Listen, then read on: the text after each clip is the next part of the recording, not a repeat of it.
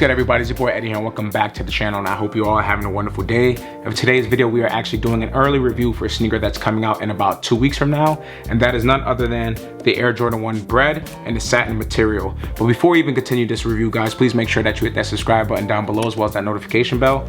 And just off the first impression, guys, I have to say that I am personally not impressed. Honestly, even when this sneaker came out about 7 years ago, I wasn't too crazy about it.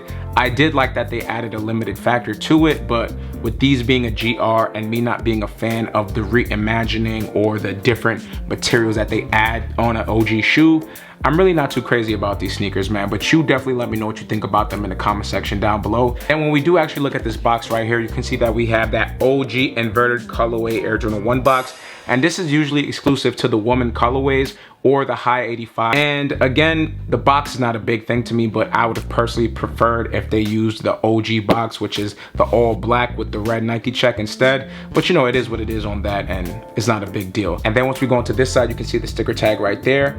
And it does read off as Women's Air Jordan 1 Retro High OG, and the colorway shown is black, university red, and white. And obviously I didn't mention this until now, but this is going to be a woman's exclusive and a GR, as opposed to the original release being a men's exclusive as well as being super limited. So it's pretty much the opposite of the original release, which I think is good for the people who really wanted this shoe, because there was only about 501 pairs for the original release in New York City.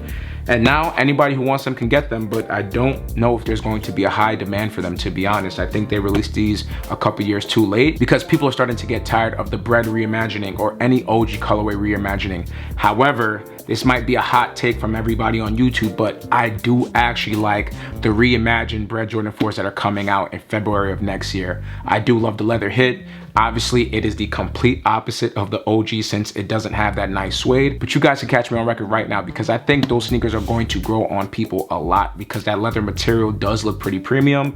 And once it starts breaking in, it has the nice little creases on it. I think people are gonna pull some fire outfits with it. So mark my words, I think those Bred 4 reimagines are gonna go crazy, especially with the resale and just the demand on it.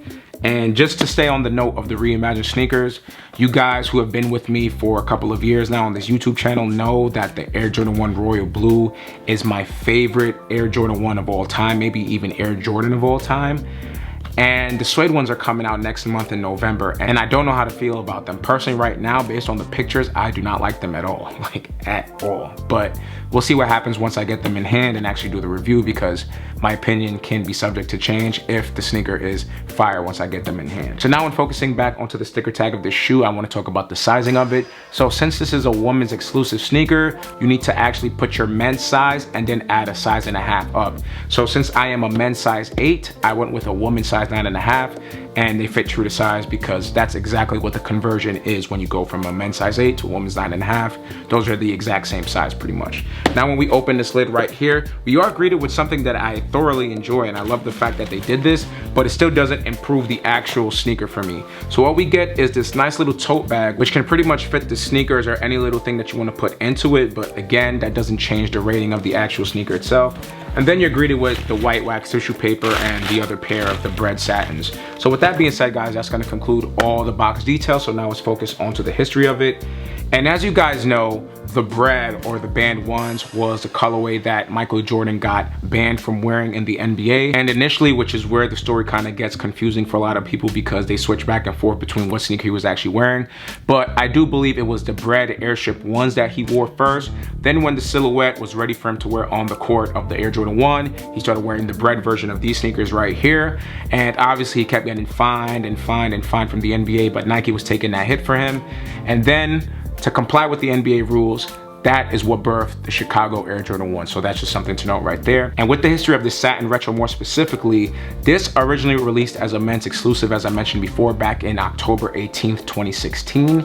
And it was only limited to 501 pairs in New York City. It's basically a pop-up shop, and you know how crazy it was back in New York.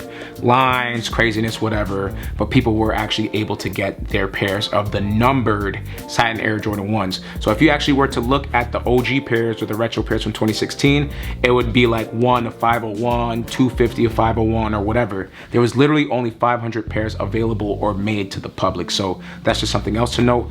And again, that was the men's exclusives. And with this being a GR, they actually made it a women's exclusive with limited sizes, not extended sizes. So it literally only goes up to a men's size 10.5. And I know a lot of people who really wanted this shoe are bummed about that because, again, there's only 501 pairs, and now with this being a GR and the taller people or the bigger people who wear bigger sizes, they're not going to be able to get pairs, unfortunately. So with this being the initial silhouette of the Air Jordan 1 Satin line, they then followed up with the Air Jordan 1 Royal Satins in 2017, and then in 2018 they followed up with the Air Jordan 1 Shattered Backboards. So now I'm focusing onto the details of the toe box, guys, and this is one of the things that I dislike about it, but I know if they were to implement this, the sneaker would tear completely, so it wouldn't be possible. And that is when we look at this toe box right here.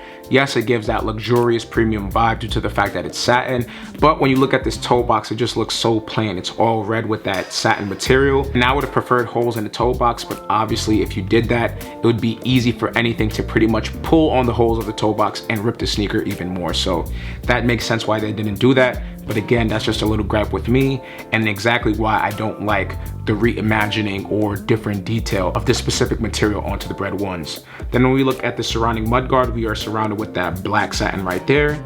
Then when we move up, we have our black laces. And then when we move onto the tongue, you can see that we have that nice black satin tongue right there, as well as that Nike Air on the tongue tab as well. Then when we move on to the lateral side of the shoe, you can actually see that the same thing pretty much follows suit as the Bred Air Jordan 1s. There's nothing really significantly different about it other than the fact that the material has changed. Also, something to mention is the fact that we do have some more premium eyelets, and I do like that. But again, this doesn't save the shoe overall for me. So of course, when we look at the quarter panel, you can see it in that black satin material. The Nike check is in that red satin material. Then again, we have our Air Jordan Wings logo, and obviously that Wings logo looks a bit different because it's not what we're used to, but it's in that embroidered material, and it does look good. It actually replicates pretty much what we see on any standard leather or suede Air Jordan 1 Wings logo. And then when we go into the back heel area, the same thing pretty much follows suit. So we do have the black and red, nothing significant to report. Then on the medial side, the same exact thing. So I think overall the craftsmanship of this shoe is a 10 out of 10. I don't see any defects on my pair. Maybe other people will report any defects on their shock drop pairs, but it's pretty good, man. I'm not gonna lie. Overall, the craftsmanship I can respect.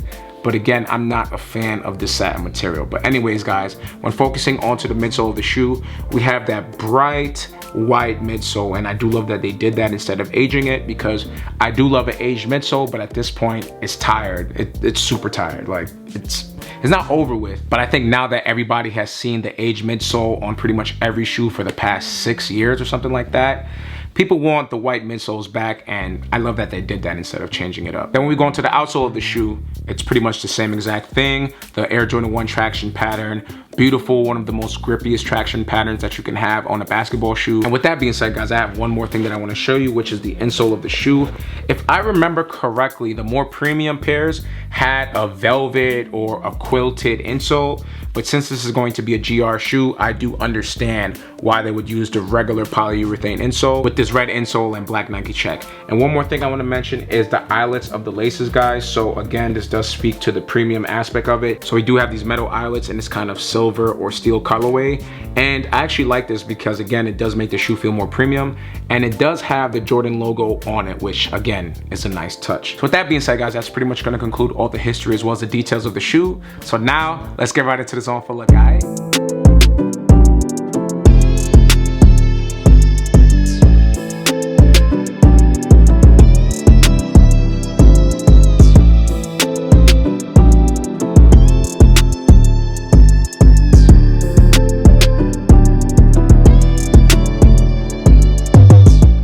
So that's gonna conclude the reviews was on for look, and I hope you guys enjoyed this video as much as I did making it for y'all. Definitely let me know what you think about the Air Jordan 1 Bred Satin in the comment section down below. As I mentioned earlier, I'm not too crazy about it, but I definitely want to hear y'all thoughts. And one more thing I forgot to mention is the fact that this does come with an extra pair of laces, so I did forget to add that into the review. But other than that, y'all, don't forget to like, share, comment, subscribe, share with your friends and family and all that, and I'll catch you on the next video. All right, peace.